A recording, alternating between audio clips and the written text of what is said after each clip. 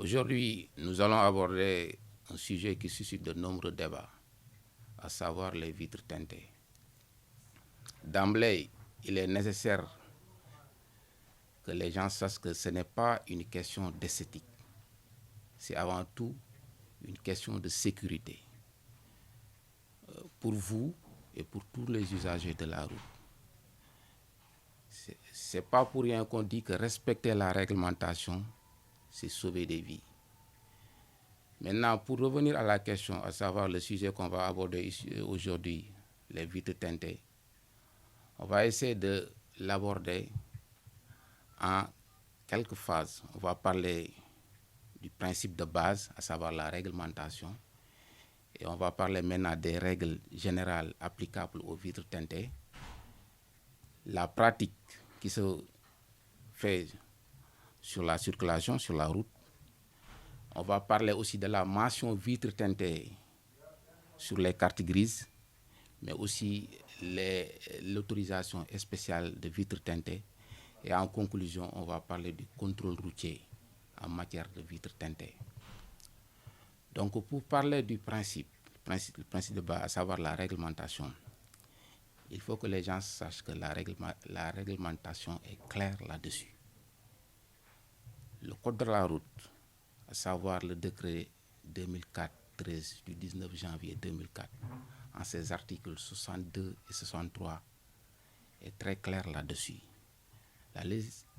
La loi dit toutes les vitres d'un véhicule doivent être transparentes. Ça, c'est d'office. Toutes les vitres d'un véhicule doivent être transparentes. Le conducteur doit avoir ce qu'on appelle une vision claire et dégagée de la route, des piétons et de la signalisation. C'est pourquoi je parlais tantôt que la question de vitres teintées, ce n'est pas seulement une question esthétique, mais c'est une question de sécurité. Le conducteur doit avoir une vue claire et nette dégagée. Les vitres ne doivent en aucun cas déformer ce qu'on appelle la perception visuelle. Donc ça, c'est clair. Donc aucune transformation personnelle n'est autorisée. On dit même en cas d'accident, même les éléments provenant des débris de verre ne doivent pas blesser s'il s'agit d'une vitre homologuée. Raison pour laquelle on demande aux gens de ne pas transformer les vitres. Donc ça, c'est le principe de base.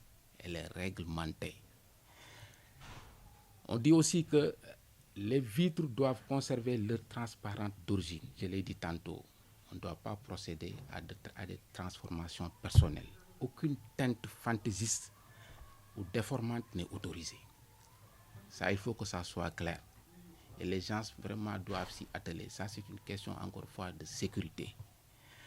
Maintenant, qu'est-ce qui se passe lors des contrôles? Il faut que les gens comprennent ce qu'on dit. C'est vrai que la législation sénégalaise n'est pas quantitative, mais elle est qualitative. Mais encore une fois, le Sénégal a ratifié la Convention de Vienne sur la circulation internationale. Et cette convention n'autorise que 70% de taux de luminosité pour la cabine avant. Donc la cabine avant ne peut pas être transformée. La transparence normale, c'est 100%. Vous pouvez la réduire, mais pas au-delà de 30%. Donc le taux autorisé, c'est 70%. Ça, il faut que ça soit clair et c'est les normes qui sont appliquées. Maintenant, on va parler de ce qu'on appelle les mentions sur les vitres, les mentions sur la carte grise portant vitres teintées. Que signifie mention vitres teintées sur la carte grise?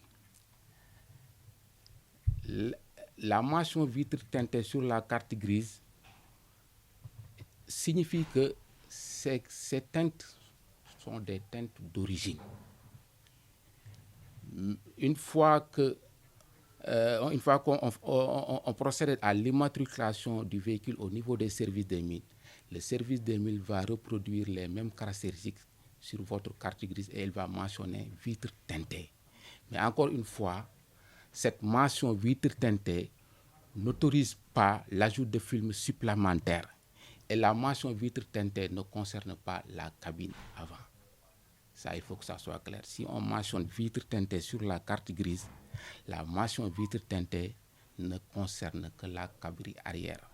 La cabine avant n'est jamais autorisée.